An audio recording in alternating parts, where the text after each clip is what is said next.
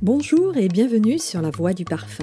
Faire entendre ce qui habituellement se sent, voilà ce que je propose dans ce podcast consacré au parfum.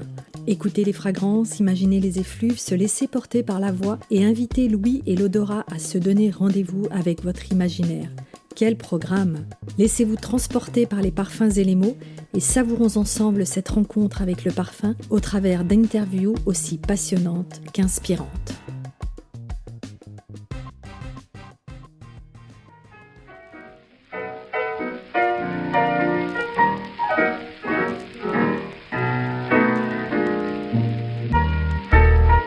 Depuis 2021, vous occupez la fonction de directrice art, culture et héritage de la Maison Guerlain. Auparavant, vous avez œuvré au développement parfum en portant en particulier le succès de la petite robe noire.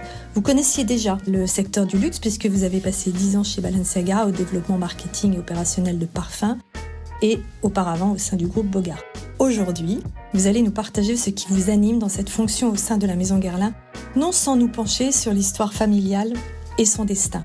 Depuis 1828, date à laquelle Pierre-François Pascal Guerlain ouvre la première boutique à son nom, 5 générations se sont succédées à la tête de la maison de parfum qu'on appellera maison d'art, avec ou sans S, vous choisirez. Et pour cause. Bonjour Anne-Caroline Prazan. Bonjour Isabelle. Depuis longtemps et au-delà des flacons, la maison entretient des liens étroits avec les mondes de l'art et de l'artisanat. Famille de collectionneurs, les Guerlain se sont largement nourris des créations de leurs contemporains pour construire leur image et leur collection. Est-ce qu'on peut revenir un petit peu sur ces prémices de cette histoire d'amour qu'il y a entre la maison Guerlain et les arts? Oui, tout à fait, grand plaisir. En effet, Pierre-François Pascal Guerlain va ouvrir sa maison en 1828 rue de Rivoli, dans l'actuelle salle à manger de l'hôtel Meurice.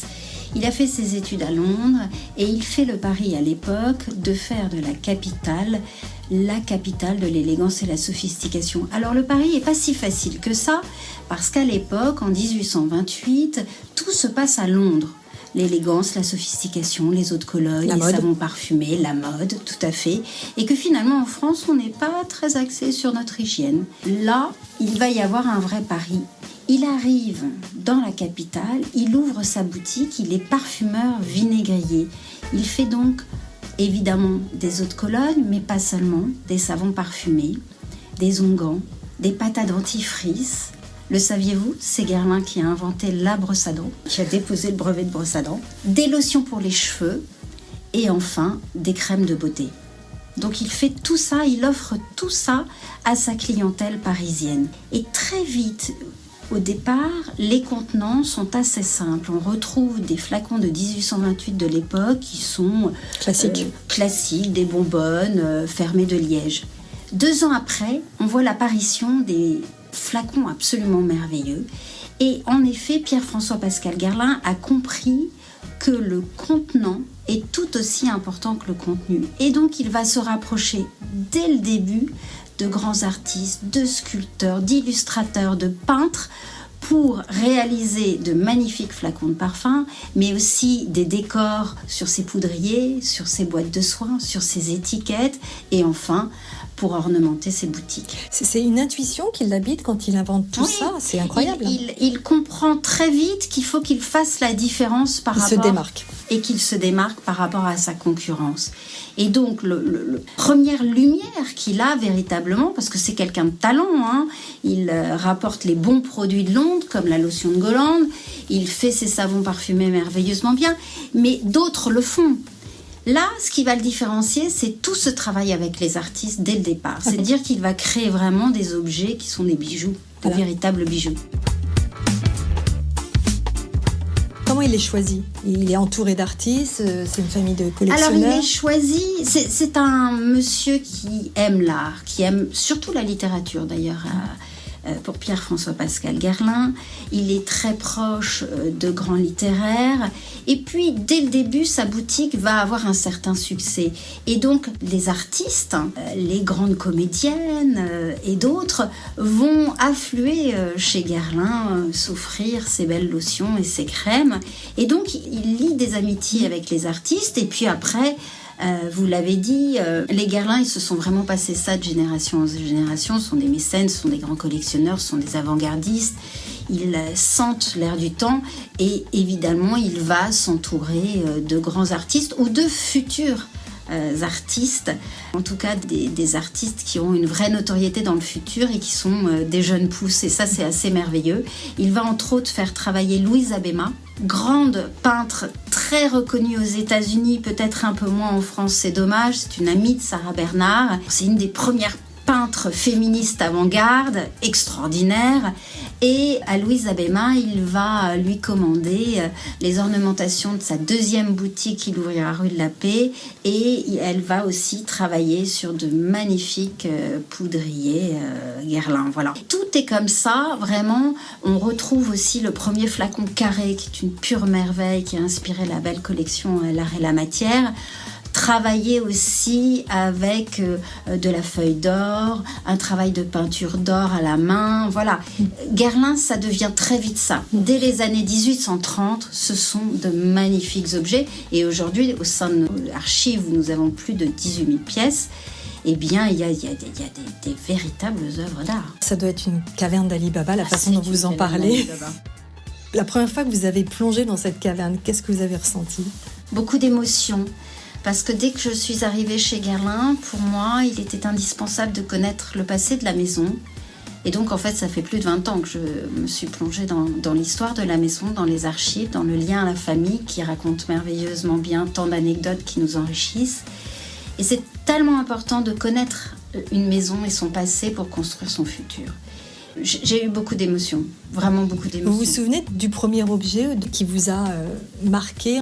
Évidemment, le flacon aux abeilles de 1853, c'était une merveille. Et de voir celui d'origine de 1853, c'était un moment très particulier. Et puis c'est fantastique, cette haute Cologne impériale réalisée pour l'impératrice le jour de son mariage avec Napoléon III. Elle est encore disponible à la vente aujourd'hui.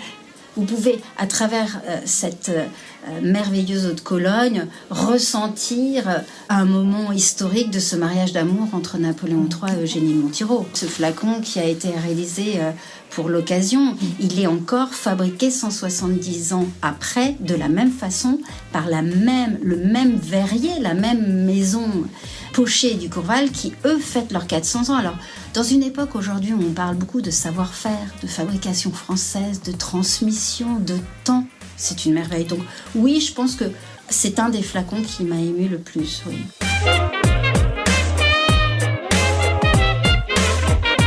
Comment vous définiriez l'esprit Guerlain ? Alors l'esprit Guerlain, d'abord il faut du temps pour le comprendre, parce que c'est une maison qui a traversé près de 2 siècles d'histoire, comme vous l'avez si bien dit en introduction, développée par 5 générations de créateurs qui ont été chacun à leur façon, à leur époque, des révolutionnaires. Ils ont révolutionné l'industrie de la parfumerie.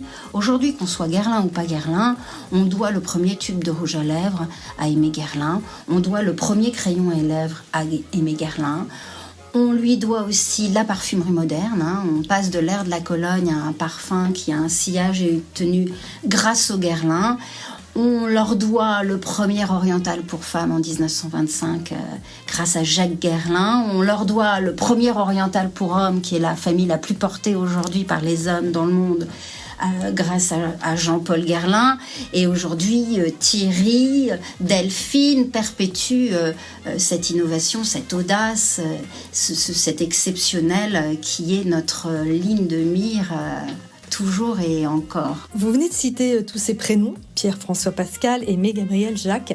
Si vous les aviez en face de vous, qu'est-ce que vous leur diriez ? Ou l'un d'entre eux, est-ce que vous avez une affinité avec l'un d'entre eux ? Et imaginez qu'ils rentrent dans la pièce, qu'est-ce que vous aimeriez leur dire ou lui dire ? Alors je pense que j'ai une affinité avec Jacques Guerlain, pour plein de raisons. Jacques Guerlain, d'abord, ça a été le plus prolifique des parfumeurs de la famille. Rappelez-nous combien il en a fait. Plus de 800. C'est absolument incroyable. Alors des choses qui ont disparu, et puis il a créé des iconiques, des légendaires, des fragrances de légende. Chalimard en 1925, mais juste avant, L'Heure Bleue en 1912, Mitsuko en 1919. Enfin bon, c'est des monuments de la parfumerie. Il n'a pas eu que ça comme talent, Jacques Guerlain. Il a eu aussi ce talent de soutenir, de découvrir, de voir avant les autres à quel point ce mouvement impressionniste et ces jeunes artistes comme Monet, Manet, Pissarro et bien d'autres avaient du talent et que c'était loin de ce que disait la presse des barbouilleurs. Ce qui est merveilleux aussi, c'est que c'est un des premiers à acheter les toiles de ces artistes pour les aider à continuer à travailler, à avancer et à faire le mouvement qu'on connaît tous et qu'on sublime aujourd'hui. Malgré des débuts pas faciles. Assez difficiles, que ce soit aux États-Unis ou en France. Et la fameuse Pie de Monet, qu'on connaît tous, qui est un merveilleux tableau, qui est actuellement accroché au musée d'Orsay, que j'invite à retourner voir parce qu'on peut y passer des heures devant ce tableau. Eh bien, il était accroché dans le laboratoire de Jacques Garlin parce qu'il aimait à dire qu'il devait être entouré de beaux pour créer, voilà. Et que finalement, l'heure bleue, créé en 1912, c'est peut-être aussi le premier parfum abstrait, donc le premier parfum inspiré de ce mouvement impressionniste. Donc je lui dirais... Bravo monsieur, c'est extraordinaire et une chance merveilleuse de vous rencontrer, d'avoir l'occasion de vous rencontrer. J'aurais tellement aimé travailler à vos côtés, apprendre à vos côtés. Je sais que c'est Jean-Paul Garlin qui a eu cette chance-là et qui a été choisi par vous à peine 17 ans après avoir créé Vétiver.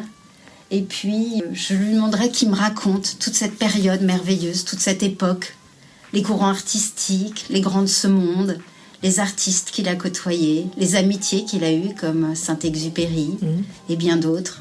Voilà. Dans votre activité, comment rester fidèle aux racines, puis en même temps faire preuve d'innovation, d'authenticité, des valeurs propres à la maison dans les projets artistiques et culturels? Très clairement, il est important de connaître une fois de plus son passé, s'en inspirer, mais nous sommes des gens... du XXIe siècle. Et donc, ce qui est intéressant dans notre travail, c'est de le remettre dans notre siècle et dans notre époque. C'est de travailler aussi avec des artistes de notre temps. Il y a une espèce d'évidence. Je ne suis pas là pour ressortir le passé. Alors, on peut faire de temps en temps une reproduction d'un vintage. On avait fait à l'époque, en 2006, le flacon escargot qui contenait la voilette de madame et le mouchoir de monsieur. C'était assez émouvant. Chez Pochet et Ducourval, d'ailleurs, toujours. Et on a tous un peu pleuré parce qu'on avait remis en route l'outillage de l'époque pour réaliser quelques flacons. Mais notre vie dans la création, c'est pas ça. C'est de réinterpréter, c'est de s'en inspirer et d'en faire autre chose, de le décaler. Pour qu'on comprenne bien votre métier, est-ce que quand vous avez un projet avec vos équipes, vous partez d'une date anniversaire? Par exemple, là, on sait qu'en 2025, Chalimard en 1925, Habit Rouge en 1965, le prix d'exposition universelle 1925. Salvasque Garlin a été très très actif pour cette exposition universelle de 1925 et aujourd'hui, il a même, grâce à la famille, permis à cette époque-là que la parfumerie soit mise en avant comme un art, qu'elle ait son pavillon, etc. Donc, l'exposition universelle est très importante de 1925. Donc, ça peut augurer un événement particulier. Bon, on va le guetter, c'est dans 2 ans. Ça commence toujours par une rencontre, et une émotion et un lien humain. Tout passe par là. Je veux dire, on ne peut pas travailler avec des artistes ou avec des familles d'artistes si le lien ne passe pas. Et après, ça peut être plus ou moins long, selon la difficulté, selon... Moi, à partir du moment où je pars dans un projet, je vous avoue que le temps ne compte plus. J'ai cette chance-là. Et puis, c'est tellement passionnant qu'en fait, vous voulez que ça ne s'arrête jamais. Transportez-nous dans l'un des projets le plus récent, l'exposition qui a lieu actuellement à la boutique 68 avenue des Champs-Élysées, Cher Eugénie. Il est né d'une rencontre, il est né d'une émotion. Il y a l'anniversaire, vous l'avez évoqué tout à l'heure, de la création du flacon 69 abeilles pour l'impératrice Eugénie. Quelles ont été les prémices? Comment est né ce projet d'exposer 11 artistes en photographie? Exactement. Ce projet est né d'abord d'un lien que les Garlin ont toujours eu avec la photographie très tôt, puisque dès 1925, quand ils lancent Chalimard, ils vont aussi voyager aux États-Unis, ouvrir leur première filiale. C'est une des premières maisons françaises à ouvrir sa filiale aux États-Unis et à ouvrir sa boutique Madison Avenue. Il y a un lien très fort là-dessus, et les Garlin ont vraiment toujours été avant-gardistes sur plein de choses. Donc, là, la photo, ça vient de là-bas, de collaboration avec des grands magazines comme Vogue, et ils vont se passionner pour la photographie. Il faut savoir que la photographie est à peu près née en même temps que Garlin. Voilà, c'est les débuts. Exactement, c'est les tout débuts. Et c'est donc une des premières maisons vraiment à travailler la photographie. Donc on a cet attachement très fort à la photographie et on a cet attachement très fort à l'art contemporain depuis toujours, puisque comme les Guerlain ont travaillé, collaboré, mis en lumière, exposé, collectionné des artistes de leur temps, eh bien nous faisons exactement la même chose avec l'art contemporain. Donc on a deux grands moments dans notre programmation culturelle que sont la photo et l'art contemporain. Et il est vrai qu'avec cet anniversaire merveilleux des 170 ans du flacon abeille, eh bien le fil rouge de toute ma programmation, des collaborations artistiques a été le flacon aux abeilles. Alors on a commencé l'année merveilleusement bien avec Famille Matisse en beauté. Vraiment ce flacon qui était extraordinaire, inspiré du magnifique tableau d'Henri Matisse de 1939, La musique. Parce que finalement chez Guerlain on parle de notes vertes, on parle donc de peinture et de notes de musique.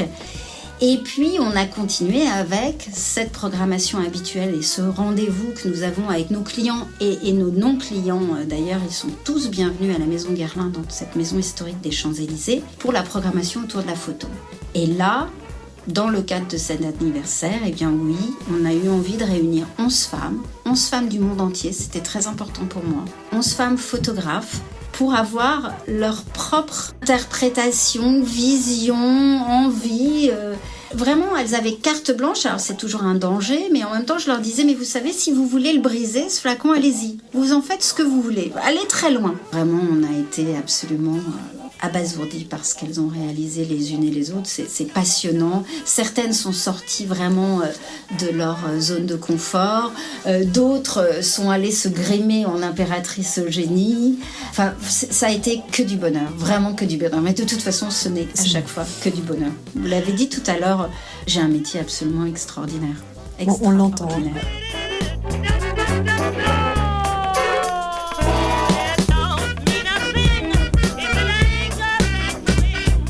L'autre projet, auparavant, c'était en décembre dernier, Sa Majesté l'abeille, en écho aux soins anti-âge de 2010, l'orchidée impériale et le travail avec Bernardo d'une part et l'artiste chinois Li Hongbo. Li Hongbo est un artiste chinois absolument merveilleux, extrêmement engagé, très sensible à ce qui se passe autour de lui, l'écologie, le climat, la planète.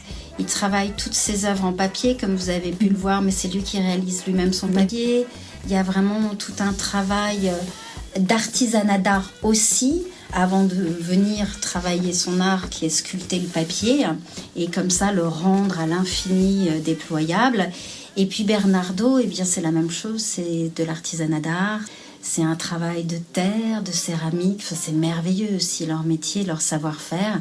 Et puis il y a comme ça ce dessin apposé de Li Hongbo au pinceau et alors de ces orchidées sur cette magnifique émail de Bernardo, c'est une pure merveille. C'est une pure merveille. Vous venez de citer la préoccupation de l'artiste en termes de biodiversité, ça m'amène tout naturellement à l'abeille. On va s'arrêter juste un instant par exemple sur le programme mené avec l'UNESCO Women for Bees et le projet Bees. Alors, Women for Bees, c'est une magnifique action menée de main de maître par notre directrice du développement durable, Cécile Lochard. C'est une très belle rencontre avec l'UNESCO et Audrey Azoulay sur un programme où Guerlain forme des femmes à l'apiculture dans le monde entier, finance leurs ruches.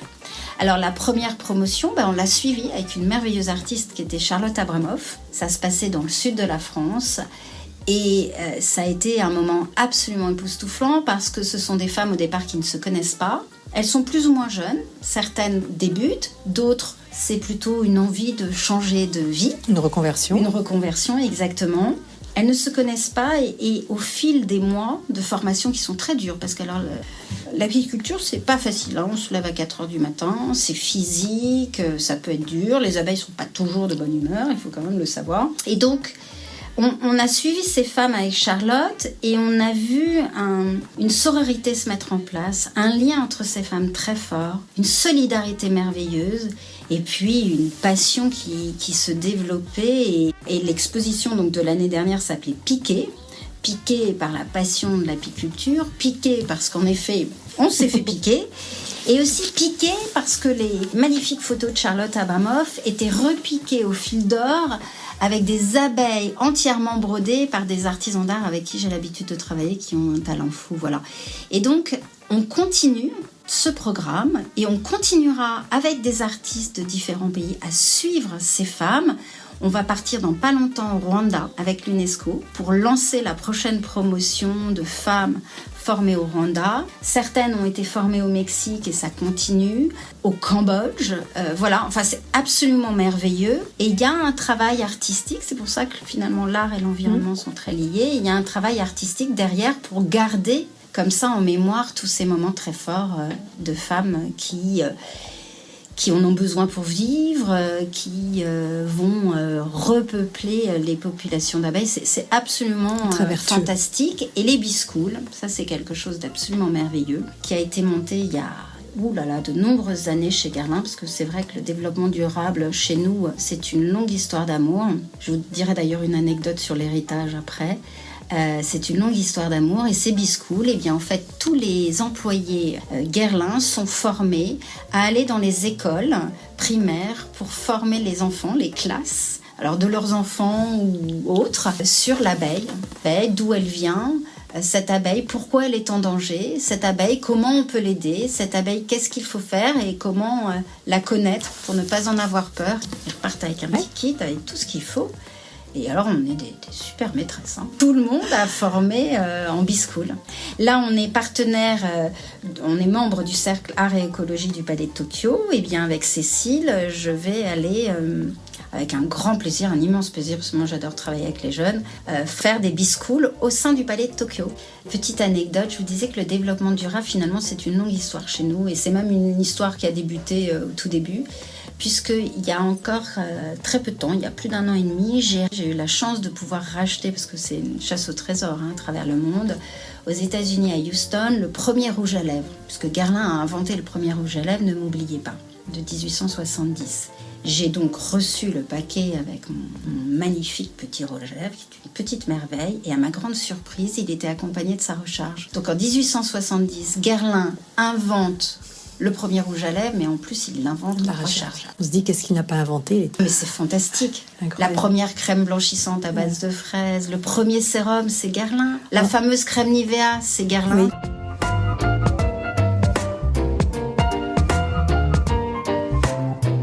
On va parler du 3e projet qui vient de sortir, le fameux livre Guerlain, une icône impériale.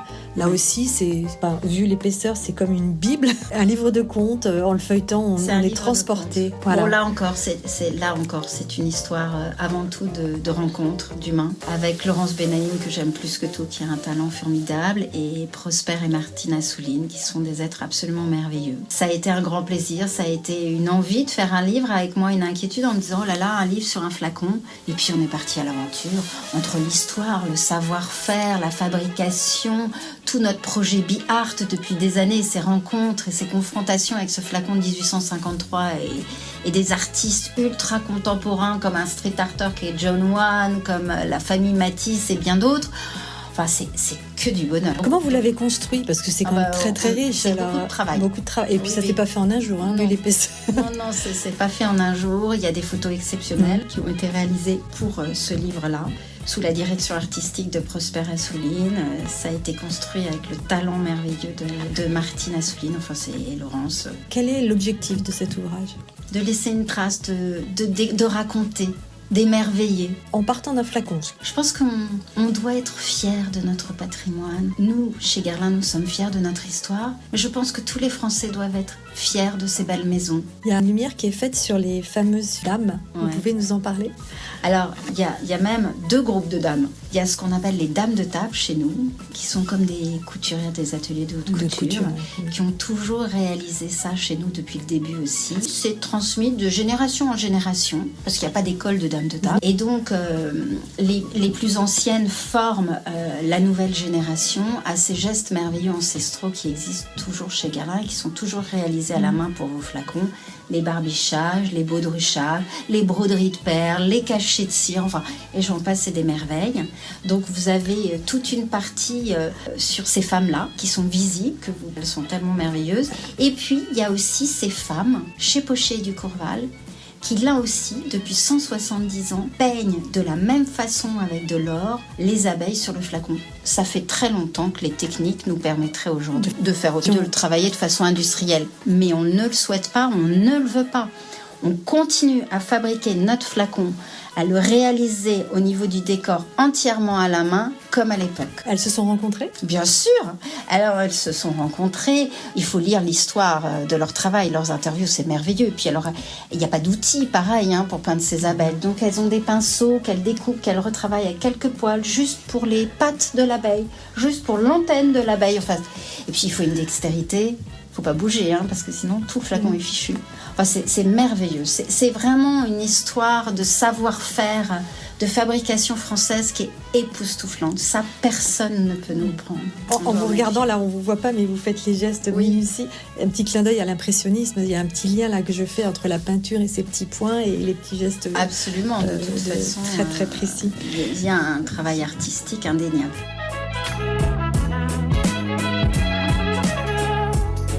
On reste dans l'art et on va terminer avec la rencontre de l'Heure Bleue et Klein, Yves Klein. Là aussi, c'est encore Yves Klein. Il y avait une évidence. Je suis une femme Heure Bleue depuis toujours. C'est mon parfum, c'est ma peau, c'est ma vie. Je pense que je ne peux pas m'en passer.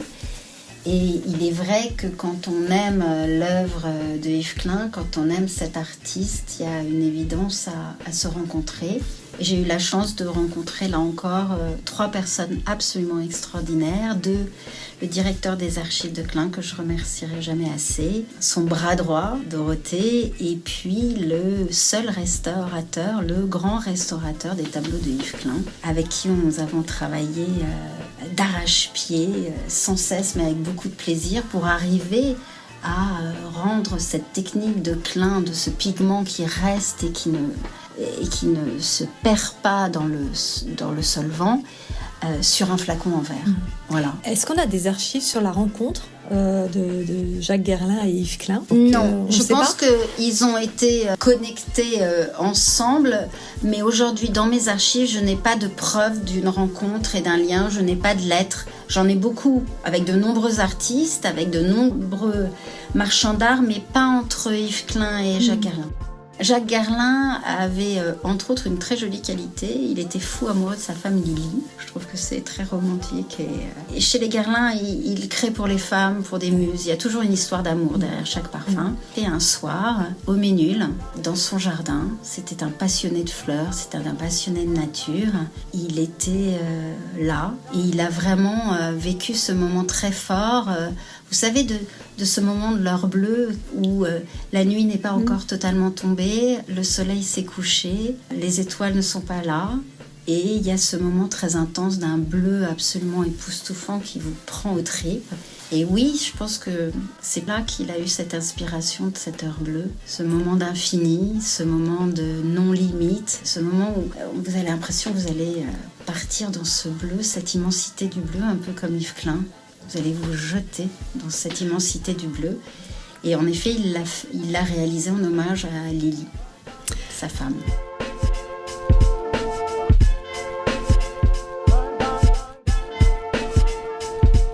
Quels sont les projets, sans tout dévoiler, dont vous pourriez nous parler pour l'année ou les 2 années qui viennent ?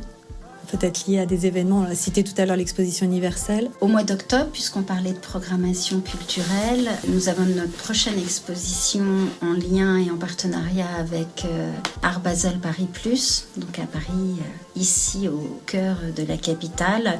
Et comme chaque année, nous ouvrons notre porte à une très belle exposition d'art contemporain, dont le commissariat d'exposition sera signé par Hervé Mikhailov. Et l'exposition se nomme Les Fleurs du Mal. Un hommage à Baudelaire. Et pour la petite anecdote, il faut savoir que l'impératrice Eugénie, qui est d'ailleurs une des premières impératrices reines à se faire photographier, petit clin d'œil aussi à la photo, c'est aussi une femme qui a beaucoup œuvré à l'époque. Quand Baudelaire écrit Les Fleurs du Mal, c'est un scandale. Et c'est elle qui va le défendre et lui permettre de ne pas aller en prison et d'avoir une amende réduite à peau de chagrin de 50 francs de l'époque. C'est un clin d'œil à notre impératrice Eugénie et à Baudelaire, Il faut laisser un peu de suspense. Et j'invite vraiment les gens, quand ils sont à Paris, à passer 68 avenue des Champs-Élysées. Les portes leur sont grandes ouvertes pour, comme ça, se balader. Il y a un programme, il y a un catalogue. Ils vont pouvoir passer d'une œuvre à l'autre. Et je vous assure qu'avec un sujet comme les fleurs du mal, c'est un moment qui nous ravit tous les jours de travailler sur cette exposition. J'invite vraiment les gens à venir. Et c'est totalement ouvert à tout public, qu'on soit Guerlain, pas Guerlain, qu'on a envie de découvrir comme ça aussi ce lieu qui est historique, puisque toute la famille y a vécu, et que le fameux Jacques Guerlain, qui m'est très cher, a créé entre autres Chalimard dans ses murs. Jacques Guerlain qui a dit « Un bon parfum est celui dont l'odeur correspond à un rêve initial », qui pourrait être le mot de la fin. Tout à fait. Merci beaucoup Anne-Caroline. Merci Isabelle.